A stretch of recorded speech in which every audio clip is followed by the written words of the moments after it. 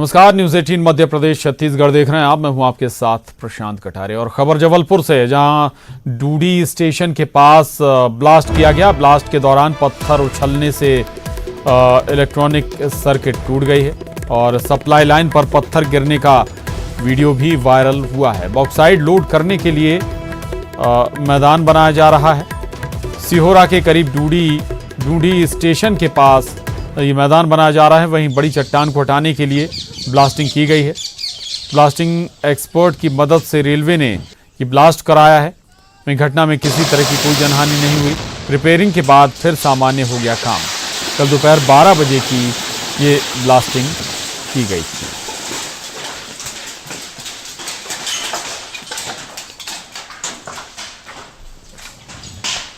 तो जबलपुर के डूडी स्टेशन के पास ये ब्लास्ट किया गया है। दरअसल यहाँ पर मैदान बनाया जा रहा है। एक बड़ी चट्टान को हटाने के लिए ब्लास्ट किया गया था। बॉक्साइड लोड करने के लिए यहाँ पर मैदान बनाया जा रहा है। सिहोरा के करीब डूडी स्टेशन जहाँ ये ब्लास्ट किया गया, ब्लास्ट एक्सपर्ट की निगरानी में।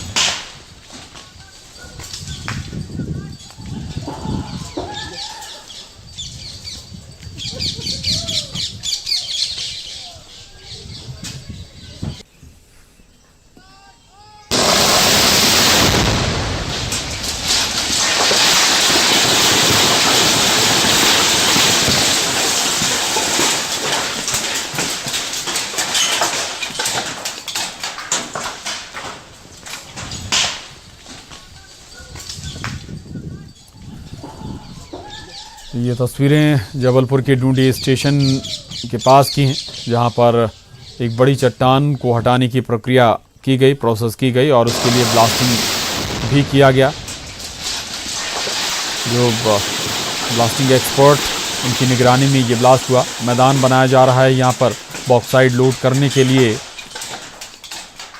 और उसी से जुड़ी ये तैयारियां।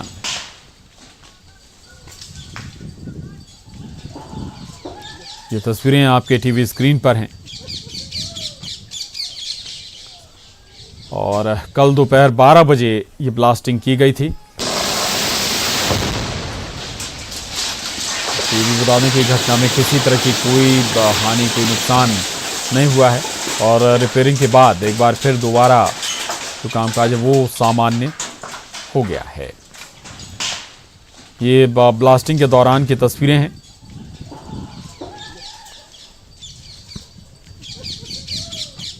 जबलपुर के डूडी स्टेशन के पास ये ब्लास्ट किया गया है। दरअसल एक बड़ी और विशाल चट्टान थी यहाँ पर और इसी चट्टान को हटाकर मैदान बनाया जाना था और इसके लिए इस चट्टान में ब्लास्टिंग की गई। ब्लास्ट कर इस चट्टान को हटाया गया और जब ये पूरी प्रोसेस हुई, इसी दौरान की तस्वीरें हैं।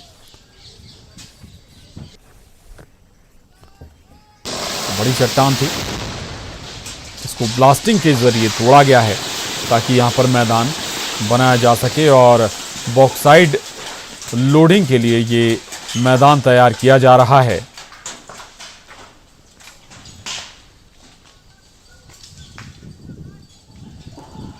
हालांकि जो कामकाज अब दोबारा शुरू हो चुका है। पवन हमारे साथ जुड़ गए हैं और जानकारी के साथ। पवन, ये ब्लास्टिंग हुई, इस दौरान चीज़ें बाधित भी हो गई होंगी। जो तस्वीरें देख रही हैं इसमें ऐसा लग रहा है कि कुछ नुकसान भी थोड़ा बहुत हुआ है। एक जो बड़े बड़े जो पत्थर हैं वो भी आकर लाइन पर गिर गए।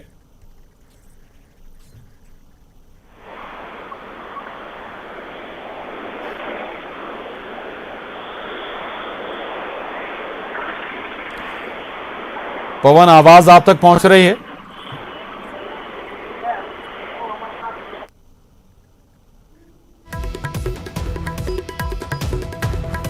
चलिए पवन के पास दोबारा चलेंगे, लेकिन ये तस्वीरें भी देख रहे हैं आप।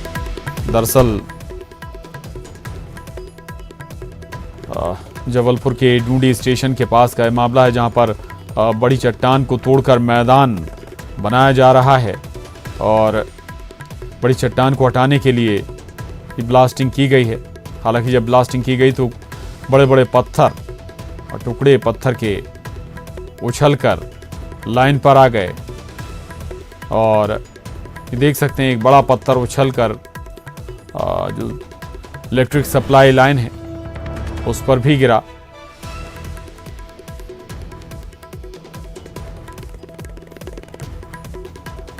हालांकि गनीमत रही कि इससे किसी की जान नहीं गई है। यहाँ पर पवन हमारे साथ जुड़ गए। पवन, ये ब्लास्टिंग की गई, तस्वीरों में दिख रहा है कि बड़े बड़े पत्थर उछलकर लाइन पर आ गए, नुकसान भी हुआ है कुछ? जी बिल्कुल प्रशांत, ये जो OHE लाइन थी जिस पर ये ब्लास्ट किया गया था जिस स्टेशन के पास में, वहां पर यह हादसा हुआ है। और स्टेशन के बाहर जो है एक बड़ी चट्टान थी बहुत सारे जगह पर फैली हुई, उसको हटाने के लिए ये ब्लास्ट किया गया था। और जिसमें जो है ब्लास्ट होने के बाद जो चट्टान है वहां से निकली, वो जाकर OHE लाइन जो इलेक्ट्रिक सर्किट होता है जिससे ट्रेन चलती है, कनेक्टेड रहती है, इलेक्ट्रिक ट्रेन चलती है, उस पर जाकर गिरी। और वहां पर गिरने के बाद में वो लाइन ब्रेक हो गई और उस लाइन के ब्रेक होने के बाद करीब 3 से 4 घंटे तक ये पूरी रेल लाइन बाधित रही। तो ये बड़ा हादसा जिसे कहा जा सकता है कि एक छोटी सी लापरवाही जो थी, चूक, उसके कारण ये हादसा हुआ है। बहरहाल अभी जो स्थिति है कि उसके बाद में फिर स्थिति संभाल ली गई और जो रेल लाइन है उसको सुधार लिया गया, सर्किट को सुधार लिया गया। लेकिन कहीं ना कहीं ये ठेकेदार की और अधिकारियों की चूक थी या लापरवाही कहें जिसे, लापरवाही थी कि इस बात पर ध्यान नहीं दिया गया कि स्टेशन के जस्ट बाजू में और ये ब्लास्ट किया गया, लेकिन सावधानी कुछ नहीं रखी गई।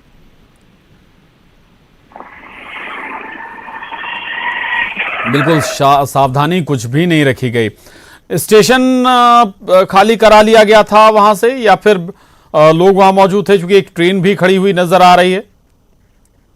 देखिए, चूंकि ये कि एक ऐसा स्टेशन है जो इंटीरियर में है, मतलब शहर के बाहरी क्षेत्र में कहा जाए इसे, तो वहां पर था ये स्टेशन, इसलिए वहां पर कोई ऐसे भीड़ नहीं थी। लेकिन चूंकि एक ट्रेन जो है वो स्टेशन में अंदर खड़ी हुई थी, प्लेटफॉर्म से लगी हुई, तो ये माना जा सकता है कि अगर वहां पर भीड़ होती या जिस तरह से जो चट्टानें उछलकर स्टेशन के अंदर तक रेलवे ट्रैक तक पहुंची हैं, अगर वहां पर भीड़ होती या लोग होते या स्टेशन जो कर्मचारी हैं रेलवे के वो होते, तो शायद ये हादसा जो है गंभीर हो सकता था और जनहानि का भी नुकसान हो सकता था। लेकिन उस समय चूंकि कोई नहीं था, तो दोपहर करीब 12 बजे की ये घटना है। उस समय पर पहले ही लोगों को चूंकि ठीक है बताकर किया जा रहा था। बिल्कुल, अच्छी बात यह कि किसी तरह का कोई नुकसान नहीं हुआ है। पवन जी, चलिए, धन्यवाद आपका इस जानकारी के लिए। आगे बढ़ते हैं और अब खबर भिंड से, जहां स्कूल में बम मिला है। मेगांव के निजी स्कूल में ये बम बरामद हुआ है। पुलिस के अधिकारी मौके पर मौजूद हैं और स्कूल में जिस स्थान पर बम मिला है वहां का CCTV बंद है। बम के पास एक चिट्ठी भी मिली है और पूरे मामले की जांच में पुलिस जुट गई है। भिंड का ये मामला है, एक्सक्लूसिव तस्वीरें आप देख पा रहे हैं। दरअसल भिंड के एक स्कूल में बम बरामद हुआ है। मेगांव का निजी स्कूल है ये, जहां पर एक बम मिला है। पुलिस के अधिकारी हालांकि मौके पर पहुंच गए हैं, जांच शुरू कर दी गई है। स्कूल में जिस स्थान पर बम मिला है वहां का CCTV बंद है और बम के पास मिली एक चिट्ठी, जिसके आधार पर अब जांच भी पुलिस करने में जुट गई है। ये तस्वीरें देख पा रहे हैं आप। दरअसल भिंड से ये तस्वीरें सामने आई हैं। स्कूल में ये बम बरामद हुआ है। मेगांव का निजी स्कूल है जहां बम मिला है। पुलिस के अधिकारी मौके पर मौजूद।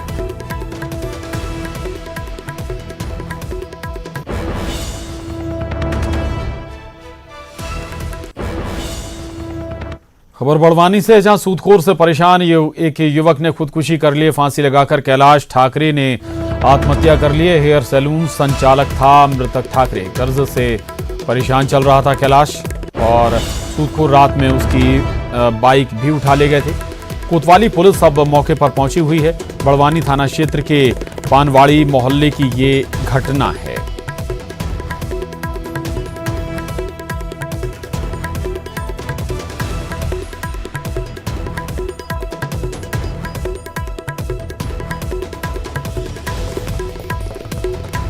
बड़वानी का मामला है जहां सूदखोर से परेशान एक शख्स ने मौत को गले लगा लिया।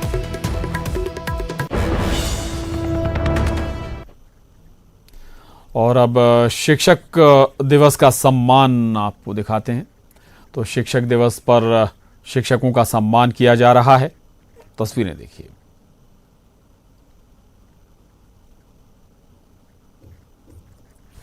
परिणाम हासिल करने के लिए भारत सरकार राष्ट्रीय पुरस्कार से सम्मानित करता है।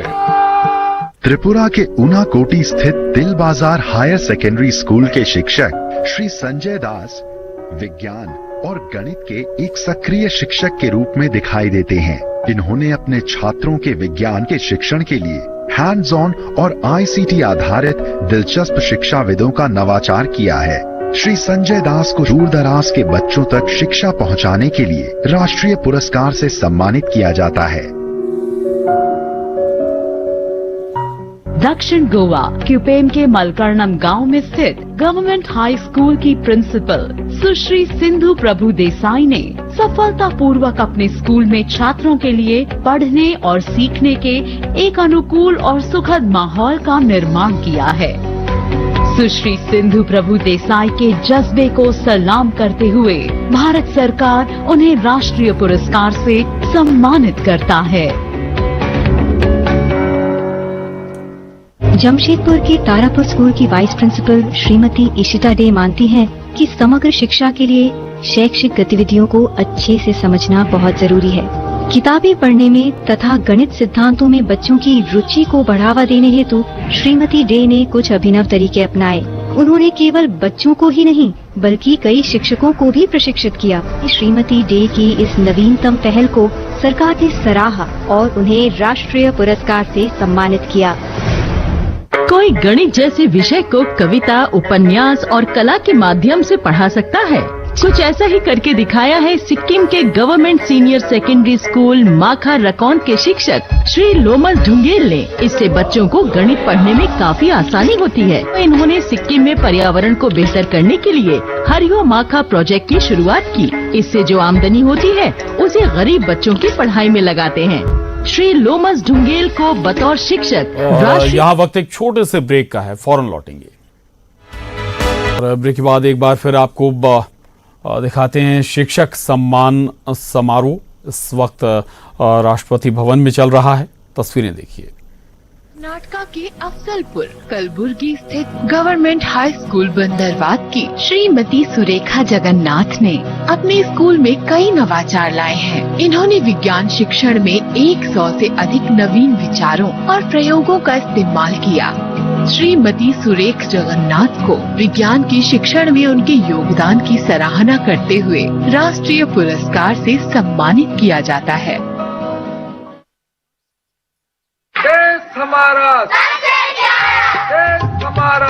श्री संजय कुमार जैन एक उच्च प्रेरित और प्रतिबद्ध शिक्षक हैं। इन्होंने मध्य प्रदेश के दूर दराज क्षेत्र में अच्छे बुनियादी ढांचे के साथ एक बेहतरीन और आकर्षक स्कूल बनाने के लिए कड़ी मेहनत की है। हमारा अगला उद्देश्य ये है बच्चे भयमुक्त आनंददायी वातावरण में गुणवत्तापूर्ण शिक्षा प्राप्त करें। इनके इसी अंदाज के लिए बतौर शिक्षक शिक्षा मंत्रालय द्वारा इनको राष्ट्रीय पुरस्कार से सम्मानित किया। गुजरात के जिला सुरेंद्र नगर स्थित श्री तदाना प्राइमरी स्कूल के शिक्षक श्री महिपाल सिंह सज्जन सिंह जितावत ने बाल केंद्रित अभिनव अभ्यासों से शिक्षा की तस्वीर बदल दी। जैसे बच्चों की संसद, ज्ञान कुटीर का निर्माण, जहां बच्चे अपनी कहानियों को रिकॉर्ड कर सकें। श्री महिपाल सिंह सज्जन सिंह जेटावत को नवीन तकनीकों वाली बाल केंद्रित स्कूल को बढ़ावा देने के लिए राष्ट्रीय पुरस्कार से सम्मानित किया जाता है। ये है राजकीय उच्चतर माध्यमिक विद्यालय पुड़कुनी बागेश्वर उत्तराखंड के प्रधानाचार्य श्री केवल आनंद कांडपाल। स्कूल में बालिकाओं का कम नामांकन और शिक्षा को बीच में छोड़ना यहाँ की सबसे बड़ी समस्या रही है। इन्होंने समाज की इन कुरीतियों को दूर करने का बीड़ा उठाया। स्कूल में माँ बेटी सम्मेलन करवाए। नतीजा ये रहा, बालिकाओं का ड्रॉप आउट 0 हो गया। आनंद कांडपाल के इन अथक प्रयासों के लिए इन्हें राष्ट्रीय पुरस्कार से सम्मानित किया जाता है। यह है पंजाब के फरीदकोट जिले का बाराभाई का सरकारी प्राथमिक विद्यालय और ये हैं स्कूल के अध्यापक राजेंद्र कुमार। राजेंद्र कुमार के पढ़ाने के रचनात्मक तरीकों ने स्कूल को एक आदर्श विद्यालय में बदल दिया है। प्राइमरी में क्या होता है कि ज्यादा ड्रिल वर्क की जरूरत होती है, उसके लिए हमने इंटीग्रेटेड साउंड सिस्टम बनाया। राजेंद्र कुमार को शिक्षक राष्ट्रीय पुरस्कार से सम्मानित किया जा रहा है। जम्मू कश्मीर के उधमपुर स्थित गवर्नमेंट मिडिल स्कूल जाखड़ के शिक्षक श्री सुनील कुमार ने अपने उच्च प्राथमिक विद्यालय के बुनियादी ढांचे और शिक्षा परिणामों को सुधारने के लिए लगातार कड़ी मेहनत की है। श्री सुनील कुमार के जज्बे को सलाम करते हुए भारत सरकार उन्हें राष्ट्रीय पुरस्कार से सम्मानित करता है। जिला मुजफ्फरनगर उत्तर प्रदेश और ये हैं यहाँ के SD इंटर कॉलेज के प्रधानाचार्य श्री विकास कुमार।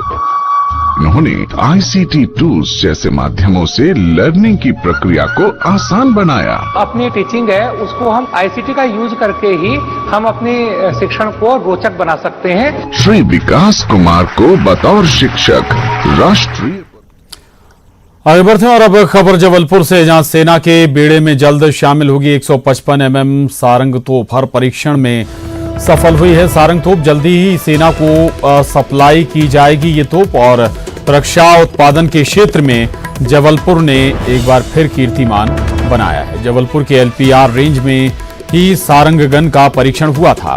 मारक क्षमता 27 किलोमीटर से बढ़ाकर इसकी 40 किलोमीटर तक की गई है।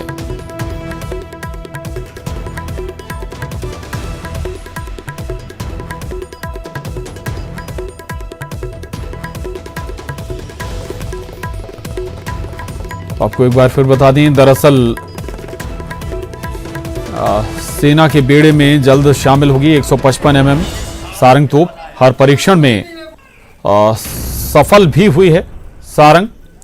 जल्द ही सेना को इस तोप को सप्लाई भी किया जाएगा और इसके अलावा रक्षा उत्पादन के क्षेत्र में जबलपुर ने फिर से कीर्तिमान बनाया है और जबलपुर के LPR रेंज में ही सारंग गन का परीक्षण हुआ था। मारक क्षमता 27 किलोमीटर से बढ़ाकर अब 40 किलोमीटर तक इसकी की गई है।